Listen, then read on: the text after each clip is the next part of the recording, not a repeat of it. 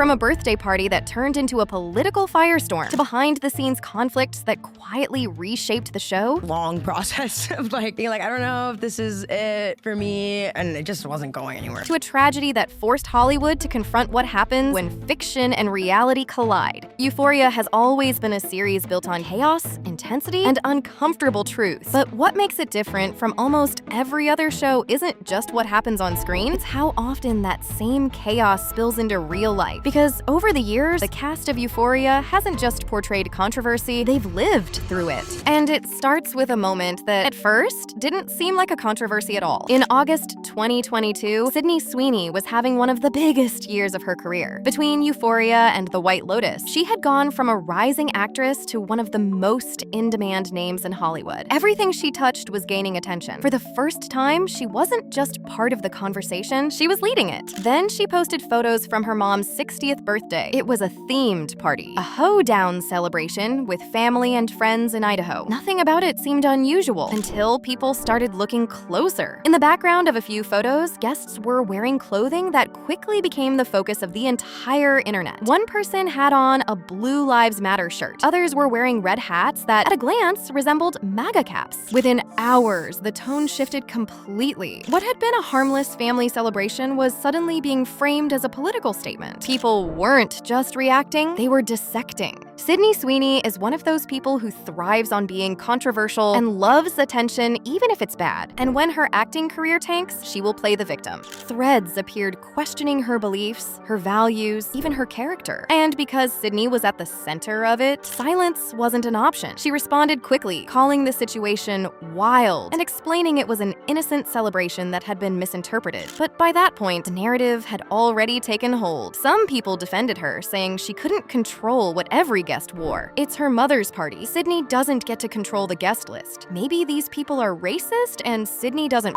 with them, but obviously wants to be there for the party. Others pushed back, saying allowing that imagery was a form of endorsement. We know she's mega and she sucks, so we should stop giving her the attention she craves. The debate didn't end, it just faded into the background. But the incident revealed something important. In an era where every image is analyzed, even a private family moment can become a public controversy overnight. While Sydney's situation came from a single post, Barbie Ferreira's controversy built slowly, almost quietly, before becoming impossible to ignore. When Euphoria first premiered, Barbie's character, Kat, was one of the most talked about parts of the show. Her storyline explored confidence, identity, and body image in a way that felt new and honest. For many viewers, she wasn't just a supporting character, she was essential. But by the time season 2 arrived, something had clearly changed. Her screen time was drastically reduced. Storylines were minimized or completely dropped. Fans noticed immediately, and the questions started just as fast. Why had such a prominent character been pushed to the side? Then things escalated. Barbie didn't attend the season 2 premiere. Speculation intensified. Reports began circulating about tension behind the scenes, especially between her and creator Sam Levinson. Some claimed disagreements over her character. Others suggested she had walked off set entirely. For months, nothing was confirmed, and that silence allowed the story to grow. When Barbie finally addressed it, she denied walking off set and called it a mutual decision. She said her character had reached a point with nowhere else to go. It honestly just felt like with season 2, it just felt like the character wasn't Kat anymore. I love Kat so much. You know, it's like it feels like a huge part of me is Kat. And so I feel like it wasn't just me. I think everyone knew that the end of the story was there because we didn't have anything else to put. I mean, obviously there could have been, but it just wasn't happening. I felt like I wanted to do more things. I didn't care if it was like the biggest TV show on HBO. But by then, the conversation had already moved beyond her explanation. Because once people believe there's conflict, the official story becomes just one version. Whether the rumors were true stopped mattering. What remained was the perception that something had gone wrong, and that perception followed her exit. Dominic Fike's controversy didn't come from silence. It came from a single moment, in real time. In May 2022, during a live performance at Northwestern University, he made an offhand comment about the Johnny Depp and Amber Heard trial. Actually, I think Amber Heard is hot, dude. I don't know. I was watching the trial, dude.